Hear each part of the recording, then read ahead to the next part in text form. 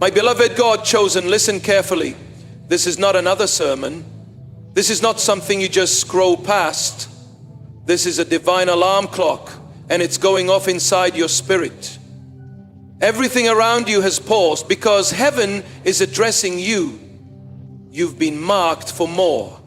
And whether you feel ready or not, God is reaching deep into the parts of you that have been quiet for far too long. It's time. You've kept your roar in a cage. You've downplayed your fire so others wouldn't feel small. You've swallowed your voice because rejection trained you to fear your own power. But God never designed you to be silent. He didn't call you to blend in. You were chosen to shake atmospheres and dismantle darkness. And right now, the Spirit of God is awakening the part of your silence, because this world can't afford your silence any longer. Look at your life. The battles you faced weren't random. The early childhood wounds, the betrayals, the moments where you felt invisible. Those were strategic attacks on your identity. The enemy saw your potential long before you did. That's why he tried to shut you down before you ever discovered who you were. But despite it all, you're still here, breathing, listening, stirring. There's something in you that refuses to die, a flame that never fully went out. Even in your lowest seasons, it flickered. You could feel it late at night calling you higher. You could sense it in moments of silence when no one else could see your tears. That part of you, that's the part God is calling back to life. You don't need to force it. You don't need to earn it. The anointing on your life is not performance-based, it's identity-based. You are who God says you are, whether people believe it or not. And that truth will always overpower every lie spoken over your life. The Spirit of the Lord is hovering over you now, just like He hovered over the deep before creation began. He's not intimidated by your chaos. He's not avoiding your brokenness. He's speaking into it. In the ancient scrolls, we read these words in the book of Ezekiel, chapter 37, verse 4. Prophesy to these dry bones and say to them, dry bones, hear the word of the Lord. That is what's happening here. The dry places in your soul, the gifts you buried, the dreams you abandoned, the strength you muted are being called back to life. The voice of the Lord is prophesying to the bones of your calling, and they are rattling. They are aligning, they are rising. Chosen one, you've been quiet too long. You've watched others step forward while you held yourself back. You've talked yourself out of assignments. You've dimmed your light to protect fragile egos. You've let fear win. But fear doesn't get the final word. Faith does. And the faith in you is waking up. This isn't about platform. This isn't about performance. This is about obedience. There is a roar rising inside you, not for your glory, but for the glory of the one who formed you. The same God who spoke galaxies into existence is the one speaking life back into you now. And His word never returns void. You were never meant to be safe. You were meant to be sent. Your silence has been comfortable, but it has cost too much. Every time you stayed quiet when you were meant to speak, someone else stayed bound. Every time you downplayed your calling, someone else stayed confused. But the chain-breaking version of you, the fire-walking, truth-speaking, demon-rushing version is rising now. This is not hype. This is not emotion. This is alignment. And the heavenlies are bearing witness that the time is now. Don't ignore this moment. Don't tell yourself you'll respond later. The pull you feel is the voice of God awakening destiny inside you. If this message has pierced something in your spirit, Don't let it pass like every other video. Type 444 in the comments as a prophetic act, a signal to heaven that you received the call, and a sign to yourself that you will not return to silence. And if this message confirms what's been stirring inside you, like it, share it, comment and subscribe. Stay connected to what God is speaking. Stay planted where the Spirit is moving. This is not just a message. This is your activation point. You've silenced the roar inside, not because you were weak, but because the world told you it was safer that way. Somewhere along the journey, you decided that being loud in spirit, bold in truth, and fully alive in your calling was too costly. So you hushed the fire. You dimmed the light. You tucked away the fiercest parts of yourself, the ones meant to lead, to rise, to confront, to heal. And maybe no one noticed. Maybe they applauded the quieter, more agreeable version of you, but heaven did not celebrate your silence, because the roar in you came from God Himself. It was not pride, it was not rebellion, it was purpose. It was prophecy in motion. You weren't born to be silent, you were born with a holy disruption inside your bones. That weight you've carried since childhood, that sense that you could see what others ignored, that deep anger at injustice, that ache when you see pain, that fire that rises when truth is distorted. That was never something to hide. That was heaven crying out through your frame. That was God breathing through your humanity. But life has a way of muting us. When people misunderstand your passion, they call it too much. When you speak truth and they call it judgment. When your boundaries are labeled selfish and your discernment called paranoia. Over time you start to agree with the voices sent to shrink you. And once you agree, you bury what God gave. Not because it stopped burning, but because carrying it alone became too heavy. Somewhere along the line, you decided it was easier to fit in than to stand out, safer to follow than to lead, more comfortable to hide than to speak. But deep in your bones, you knew, you always knew, you weren't meant for small illness. You weren't meant to be palatable. You weren't made to blend in with the crowd. You were made to stand apart. Even when it's lonely, God put a roar in you for a reason. It wasn't just for your own freedom, it was for others too. Your roar isn't just a sound, it's a signal. It activates dormant warriors. It wakes up slumbering gifts. It shakes chains of bound souls. And that's why the enemy worked overtime to silence you. If your roar ever returned, hell would lose territory. So he whispered lies that sounded like wisdom.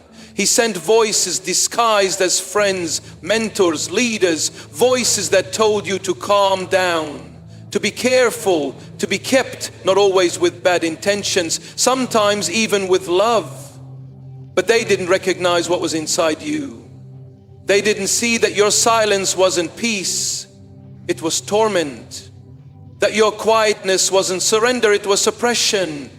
But heaven saw it all.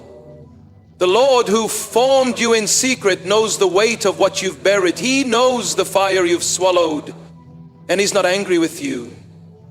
He's not disappointed. But He's calling it out again. You may have silenced the roar, but you didn't kill it. You can't kill what's divine. You can only delay it. And now the delay is over. Everything around you feels unsettled because what's inside you is rising again. That restlessness you feel, it's holy. That sense that nothing satisfies anymore. It's spiritual. You were made to shake systems, not to serve them. You were created to lead, not just to follow orders. And that roar you silenced, it's coming back stronger than ever. There's a sound that's about to come out of you and is going to shift the atmosphere around your life. It's going to break cycles. It's going to wake up every part of your soul that's been asleep. And it won't be loud in volume. It will be loud in authority, because the roar God placed inside you isn't always a scream. Sometimes it's a whisper that carries thunder. Sometimes it's truth spoken in love. Sometimes it's choosing to rise when everyone expects you to stay broken. That's the roar. That's the power. And you're about to walk in it again. Not because you feel strong, but because God is reactivating what was never meant to die. Your obedience will be the sound, your courage will be the echo, and your life will be the proof. As the scripture declares in the book of Isaiah chapter 58 verse 1, shout it aloud, do not hold back, raise your voice like a trumpet, declare to my people their rebellion and to the descendants of Jacob their sins. You don't need the approval of people who never understood the assignment on your life. You don't need the applause of crowds who never knew the cost of your calling. You just need to yield, to say yes, to stop pretending you're not powerful, to stop hiding behind false humility. You are not arrogant for recognizing what God put in you. You are not prideful for walking in authority. Pride is the ability to speak in divine and to preach. You are finally being honest about who He created you to be, and the roar you silenced, it's waking up. The world will hear it, but first you must. There is a reason darkness fears you even before you understood your own calling. Hell could already smell the oil on your life. Before you ever opened your mouth in authority, demons flinched when you entered the room.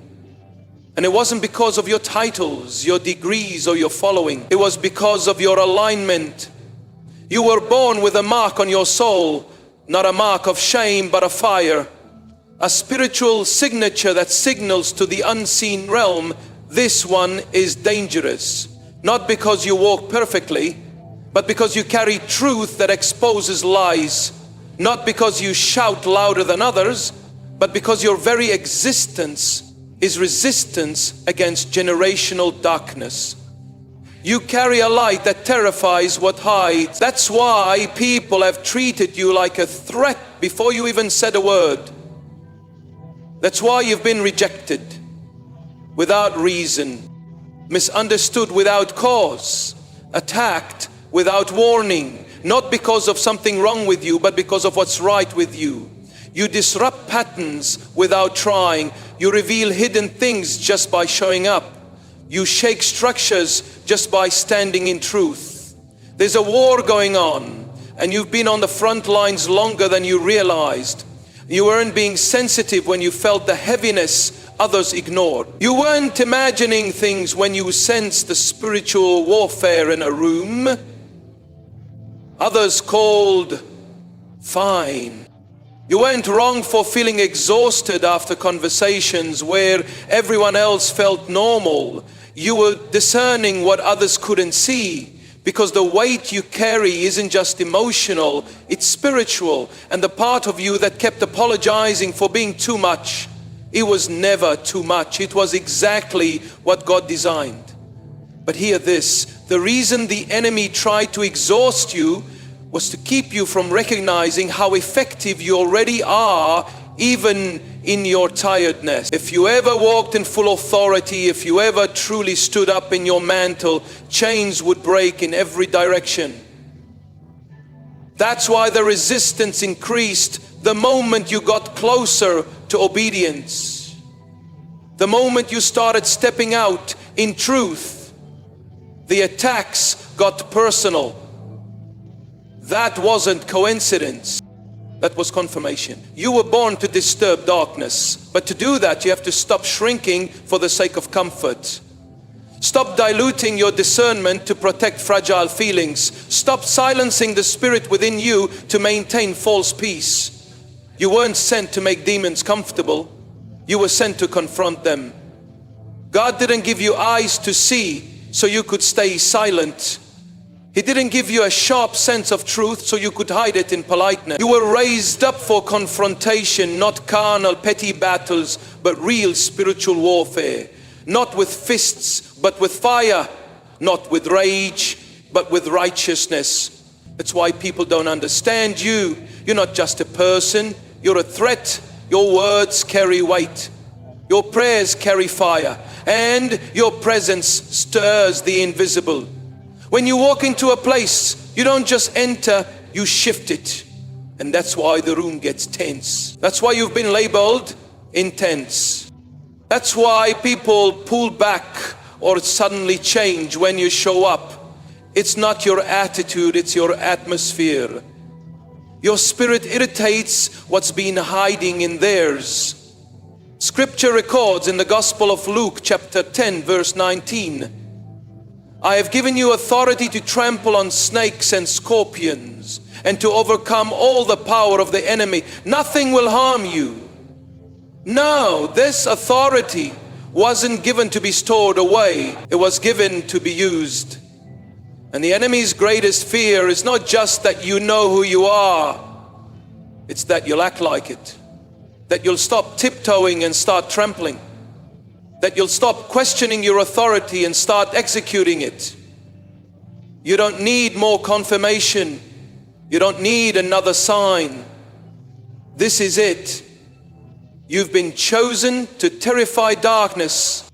And if your spirit knows this to be true, if something deep within you has always sensed you were meant to disturb systems, shift rooms and expose what's hidden, then comment this now. I shift atmospheres. Not just a phrase, but a truth. You don't carry emptiness, you carry impact. You don't just walk in places, you transform them. Commenting these words is more than participation. It's agreement with heaven, with truth, with your identity. Because when you shift atmospheres, you don't just change rooms, you change regions. You break patterns. You awaken sleeping destinies. You expose what was hiding. You dismantle what was ruling. You make it impossible for darkness to remain undisturbed. That's what shifting looks like. You are a walking revelation, even when you don't feel like one. There is something about you that speaks before you ever say a word. The way you carry pain with purpose. How you survive storms without drowning. How you discern truth even in deception. The world may not know how to interpret you, but heaven calls you a message in motion. Every room you've entered, every season you've survived, every betrayal you've endured, it has added weight to your spirit. Not the kind that crushes, but the kind that commands. You don't just walk into environments, you reveal what's been hidden. You expose what was tolerated. And even in silence, you announce the standard. People couldn't explain why they were drawn to you or why they felt uncomfortable. That's not personal, it's spiritual. Your life reveals what others try to avoid. You carry clarity. And in a world addicted to confusion, clarity is confrontation. That's why some distance themselves. Why others tried to label you, why you felt isolation. Not because you were wrong, but because you were right too soon. They weren't ready for what you carried. And you weren't meant to water it down to keep peace. You tried to explain yourself, to justify your weight, to shrink your truth into something others could tolerate. But you were never called to dilute your revelation, to match someone else's resistance. Your life is a message. God is still writing. Even when you feel messy, even when your emotions swing, you are still becoming and still obeying. And that alone makes you a threat to darkness. Because the enemy knows what others don't. You were never just a person, you were a prophecy. Your existence is an answer to prayers prayed long before your birth. The battles weren't just about your past. They were a resistance against your future. Every scar tells a story hell hoped would stay silent. But stories speak even when we don't. Your walking, breathing, persevering life is a testimony unfolding. And even the dark chapters are sacred. The nights you cried, God was still writing. The mornings you rose numb, heaven still watched with purpose. The days you felt invisible, your name was known in eternity. Your presence is prophetic. Even in waiting, you walk between fire and promise. You carry both sorrow and hope. You live with unanswered questions and unshakable faith. That contradiction is not a flaw, it's a signal. God is doing something the world can't explain but can't ignore. You've always been ahead of your time. You saw through masks before others did. You sensed danger others ignored. That's not anxiety, that's prophetic discernment. But discernment comes with weight, the ache of seeing what others deny, the burden of truth in places that resisted. But again, chosen one, you weren't made to fit. You are made to reveal, and those who reveal are rarely celebrated in real time. They get rejected, questioned, doubted, but that doesn't make them wrong, it makes them dangerous. And you've been dangerous to darkness your whole life. Not because of what you say, but because of what you carry. Even in silence, you carry truth. Even in stillness, you shift things. Even in confusion, you release light. Even in brokenness, you reveal healing. The scriptures reveal in the writings of the prophet Habakkuk, chapter 2, verse 2, write the vision, make it plain on tablets, so he may run who reads it. You're living proof that God still speaks through people. You're a page in the unfolding scroll of divine purpose. You may not have a microphone, a stage, or a title, but you have something far greater evidence. Every room you enter becomes a little less dark because you're in it. You didn't survive just to survive. You survived so others could see what survival with revelation looks like. You're not walking out of pain. You're walking into prophecy. Every step proves God's hand is still on you. So let the misunderstood moments stay misunderstood. Let the silence speak louder than applause. Your life is the message. Your endurance is the ink. And your scars, they are not shame. They are signatures, proof that revelation costs something and you're still standing. And when people finally see what God has always known about you, they won't just admire you. They'll recognize the God who sustained you. Because in the end, you were never trying to make yourself known. You were always pointing back to the author, and he is not finished writing. You were chosen not to be comfortable, but to be set apart from the moment God marked your life. He never intended for you to fit into what the world called normal. You were never meant to blend in, never meant to settle for ease, and certainly never meant to chase the approval of crowds. You were born with fire in your spirit and weight in your presence. And with that comes a life that rarely feels simple. You've wondered why your path has been so intense, why others coast through life while your every step feels like resistance, why you're always the one who sees the issue no one wants to talk about, why you feel heavy in rooms others seem to float through. It's not because you're broken, it's because you're called. Comfort was never your assignment, impact is. God doesn't call his chosen ones to a life of ease. He calls them to alignment. And alignment will always cost more than comfort ever demands. It will cost your popularity. It will cost your silence. It will cost relationships, convenience, and sometimes even your reputation. But the weight of calling is worth every ounce of discomfort, because it breaks cycles, sets captives free, and shakes atmospheres. You were never called to settle in the wilderness. You were called to lead others out of it. This is why your life has been under such pressure. It's not because you're weak. It's because you carry too much to be casual. You've been entrusted with more than most, which means you've been processed deeper than most. And that process, it's proof. God is shaping you, stretching you, refining you, not to destroy you, but to deliver what's inside of you. You can't afford to crave comfort in a season of consecration. The oil on your life didn't come from convenience. It came from crushing, from the places where you bled in secret, from the choices you made in silence, from the times you obeyed even when it made no sense. Every step you took in faith, even when your legs were shaking, God saw it. And He's been building something in you the whole time. Chosen one, hear me clearly. The discomfort you feel isn't punishment, it's positioning. You're being positioned for what you were born to carry. Not everyone will understand it, not everyone will support it, but that doesn't make it any less real. The calling on your life was never about visibility. It was about obedience. And obedience rarely feels glamorous. It often looks like turning down opportunities. It looks like leaving places you've outgrown. It looks like staying when your flesh wants to run, or speaking when your fear wants to stay silent.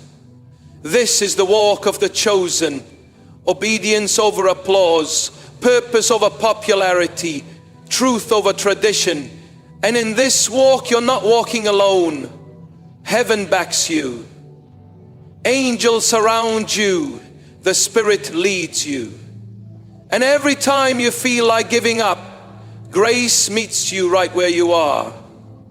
But grace doesn't always feel like ease.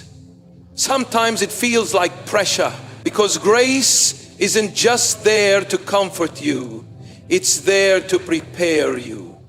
Scripture records in the book of Romans, chapter 12, verse 2, do not conform to the pattern of this world, but be transformed by the renewing of your mind. You're not meant to fit the mold. You're not called to conform the way you think, pray, discern, and lead. It's different because it has to be. What's on your life demands separation, not separation in arrogance, but in awareness. You don't chase what others chase because you see what others can't. You're not led by emotion. You're led by conviction. And while that walk may feel lonely, it is never without purpose. So if this message is stirring something in you, don't just let it pass through your feed. Like it, share it, subscribe. Not because of me, but because you need to stay connected to the sound of truth in a noisy world. There is a remnant rising. You're part of it. Stay planted, stay aligned. And if this word has blessed you and you feel led to sow into what God is doing, there is a way to give. Every seed helps push this message further to reach the other chosen ones. Still wandering, still hiding, still waiting to hear a sound that wakes them up. Give as you feel led. No pressure, just obedience. Because we're not building a brand, we are building altars. We're not chasing numbers, we're chasing the lost. We're not creating noise, we're releasing clarity. And if you've been searching for a place where your calling is seen, your fire is understood, and your process is not judged, you found it. Let the world misunderstand you. Let the comfortable mock your sacrifice. Let the noise rise. You just keep walking with fire. Because the oil on your life is rare, and rare things are always refined in the heat. The enemy fought your identity early, not because of who you were, but because of who you'd become. Before you could speak, before you had language for your purpose, The warfare began. It came in forms you didn't recognize at the time. Rejection, abandonment, confusion, silence, shame. The people who were supposed to affirm you didn't know how. The places that were meant to be safe became battlegrounds, and the words spoken over you, some were curses disguised as counsel. But even back then, heaven had already marked you. You weren't random, you weren't a mistake. You were always targeted because you were always chosen. And the enemy doesn't waste his ammunition on the average. He doesn't launch attacks against people with no purpose. He only fights those who carry something precious. And you, chosen one, carry something hell has tried desperately to suppress. This is why your identity has always been under pressure. Why you've battled thoughts of unworthiness. Why you've struggled to believe that your voice matters. Why you've questioned whether God could really use someone like you. Because from a young age, the enemy started planting seeds of doubt, hoping you'd never discover what was truly inside you. But what the enemy tried to bury, God is resurrecting. You see, the enemy didn't just try to discourage you. He tried to dismantle your sense of identity. Because if you never know who you are, you'll never step into what's yours. If you never recognize the authority you carry, you'll keep asking for permission to walk in rooms you were born to lead. But God is reversing the lies. He's tearing down false narratives and rewriting your foundation. You're not who they said you were. You're not your trauma. You're not your failure. You're not the mistake you made or the labels they gave. You are who heaven says you are. Called holy, set apart, redeemed. And even now as you read this, the Spirit of God is pulling back the layers, exposing the wounds that masked your identity, shining light into the corners where doubt still whispers. Scripture reveals in the book of Isaiah chapter 62 verse 2, you will be called by a new name that the mouth of the Lord will bestow. And that's what God is doing in you. He's giving you your name back, your real one. The name attached to your assignment. The one that hell feed you'd remember. You are not too broken, end quote. You are not too late, end quote. You are not too much, end quote. You are exactly the vessel God chose to carry His glory into spaces religion has failed to reach. You were forged in fire so you could lead others through it. And every identity crisis you've endured has only refined your understanding of the truth. What tried to define you no longer holds power. Not the absent parent, not the abusive mentor, not the silence in the church, not the shame in your past, because the hand of God has rewritten your history with mercy. And He's calling the real you to rise.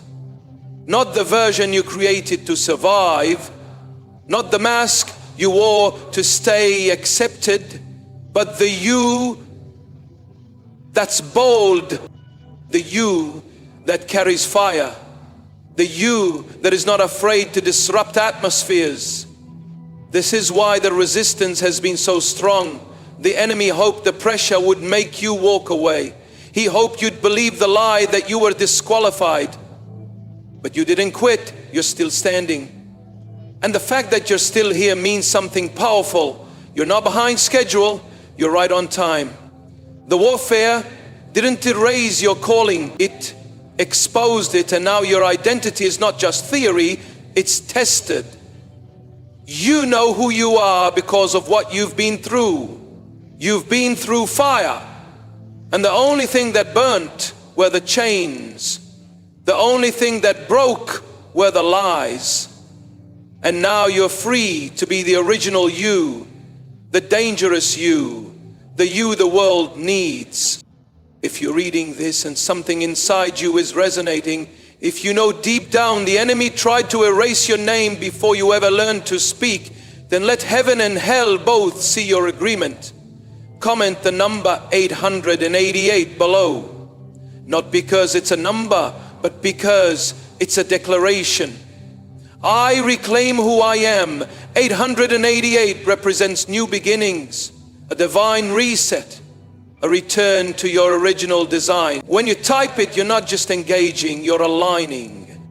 You're saying, I will no longer live under labels that God never wrote. And from this moment forward, walk like you know who you are.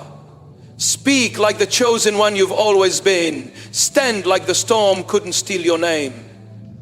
Because it didn't. He refined it. There's a roar rising again. You felt it building quietly beneath the surface, like a tremor deep in the earth of your spirit. It doesn't make sense to your mind, but your soul knows what it is. The part of you that has been silent for years is waking up. The part you shut down to survive, the part you buried under fear, reception and disappointment, the part that used to dream wildly, pray boldly, believe fiercely, it's not gone, it's been waiting. There's something sacred about the moment when the buried parts of you start to breathe again, when the voice you silenced suddenly starts whispering truth again. Not the voice of shame, not the voice of guilt, but the voice of your spirit, the one made in the image of God, filled with fire and purpose. You're not losing your mind, you're regaining your roar, because even silence for the chosen ones is not passive, it's loaded with tension. You never stop being who you were. You just press pause on expressing it, not because you lack truth, but because life taught you that being fully alive was too risky. You were too much, too loud, too intensive, too sensitive, so you shrunk. But that version of you, it was never real. It was a survival shell. And God never designed you to live in survival. He designed you for dominion. That stir you feel inside, that tension between where you are and what you know is in you. That's your roar trying to come back. That's the original you, the one God spoke into existence, rising from the ashes of delay, fear, and disappointment. Not to be loud for loudness' sake, but to walk again in spiritual volume, a life that speaks even in stillness. You may have lost your voice for a season, but it's not gone. It's just been maturing. Learning when to roar and when to rest. Learning the difference between being loud and being clear, because what's rising in you now isn't just noise, it's revelation. And when revelation starts to rise, everything around you has to adjust. That's why things have been feeling off. Why you've been restless, why comfort no longer feels like peace. Because your current environment was never designed to contain your next dimension. You've outgrown it. Not in arrogance, but in assignment. What used to be enough now feels too small. What used to satisfy now leaves you hungry. That's not dissatisfaction, it's spiritual growth. The roar inside you is not coming back the same way it left. It's coming back with focus, with refinement, with weight. You don't just want to speak anymore, you want to build. You don't want noise, you want impact. You don't want attention, you want authority. And authority doesn't come from platforms, it comes from process, from the crushing, from the tears no one saw, from the prayers you prayed when you didn't even have words, just groans. That roar was forged in private, long before it will be released in public. The world has no idea what's about to rise out of you. Because when a chosen one finds their voice again, it doesn't just liberate them. It liberates everyone connected to them. Your freedom is contagious. Your healing becomes a roadmap for others. Your roar isn't just for you. It's a sound of war that signals breakthrough for those still in chains. You won't need to explain yourself this time. You won't need to beg for people to understand. The roar in you will speak for itself. It will break atmospheres. It will shut down confusion. It will awaken what's been sleeping. And no, not everyone will like it. Not everyone will applaud it. But they won't be able to ignore it. Because when a chosen one roars, hell backs up. Shame loses its grip. Fear has to leave the room. The scriptures speak boldly in the book of Joel, chapter 3, verse 16. The Lord also shall roar out of Zion and utter his voice from Jerusalem, and the heavens and the earth shall shake. Lele. The roar that's rising in you now is not ego, it's legacy. You've been silent long enough. You've walked on eggshells long enough. You've tolerated confusion long enough. This is the return of your true voice. The one the enemy tried to bury, the one religion tried to silence, the one fear tried to mute, but it's back. And this time you're not asking permission, you're not roaring for recognition, you're roaring because you remember who you are, you remember what God said, you remember the promise. You remember the fire. You remember that you were never meant to blend in. You were born to disrupt. And this time when you roar, heaven will echo. You've been on the edge of awakening for longer than you realize. It's that lingering tension you've carried. The sense that something is shifting but you can't quite name it. The feeling that your spirit is leaning forward, waiting for something, reaching for something, even while your natural world looks unchanged. You've gone through your days feeling both full and empty, hungry and tired, still and stirred, as if something is coming, but hasn't yet broken through the surface. That's because you're standing in a thin space between what was and what will be. Heaven has been circling your life, preparing the atmosphere. You felt the pressure, the discomfort, the discontent, but it's not the result of chaos. It's the residue of transformation. You're not falling apart. You're being rearranged, rebuilt, recalled to the version of you that never should have gone silent. Sometimes awakening doesn't come like a shout.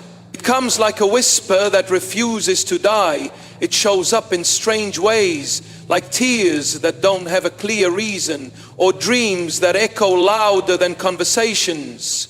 It comes in moments of stillness when you suddenly feel everything you've avoided for years. It shows up in random scriptures, in a stranger's word, in that quiet voice that says, there's more than this. You've tried to silence it. You've tried to reason your way out of it. You've said, now's not the time, or maybe later when I'm ready. But the pool hasn't stopped. Because this isn't ambition. This isn't hype. This is divine pursuit. Heaven is waiting for your yes. Not the half-hearted yes of convenience. Not the fearful yes that waits for confirmation after confirmation. But the real yes. The kind that says, even if I lose comfort, I won't lose my calling. And there is a moment when all the internal wrestling stops and surrender takes its place. That moment is where awakening lives. And you're not far from it. You're standing right at the edge of it. God has been gently pressing on the doors of your soul. He hasn't forced anything open. He's too kind for that. But He's been present, waiting, hovering, stirring the waters. And when you finally open that door, even just a crack, everything changes. In the sacred writings of Revelation chapter 3 verse 20, we read, behold, I stand at the door and knock. If anyone hears my voice and opens the door, I will come in. That's where you are now, not at the end, not in delay, but at the door. The tension you've been feeling isn't the enemy, it's the pressure of the door being pushed from both sides. God pressing in and your spirit pressing out. The noise of your mind may have tried to drown it, but the sound of heaven is always persistent, always personal. You've outgrown your old hiding places. The excuses don't satisfy like they used to. The distractions are losing their grip. You're not fulfilled by the things that once numbed you, because your spirit is starving for purpose, real purpose. And God will never let his chosen ones stay asleep forever. He loves you too much to leave you in the shallows. That's why you feel the ache. That's why you can't unhear what you've heard or unsee what you've seen. You've tasted the edge of something sacred, and nothing else compares. Now the only way forward is through full surrender. You may feel unready, unqualified, still messy, but heaven is not looking for perfection. It's looking for permission. Permission to ignite what's been buried. Permission to breathe on dry bones. Permission to awaken the raw. Permission to bring you into alignment, even if it costs everything familiar, because that edge you're standing on, it's not a cliff. It's a threshold. On the other side of your yes is not chaos, it's clarity. Not shame, it's assignment. Not fear, it's fire. And no one else can walk through that threshold for you. No one else can say the yes that unlocks your next season. The invitation is personal, and time does not make it louder. Obedience does. What you're feeling isn't just emotion.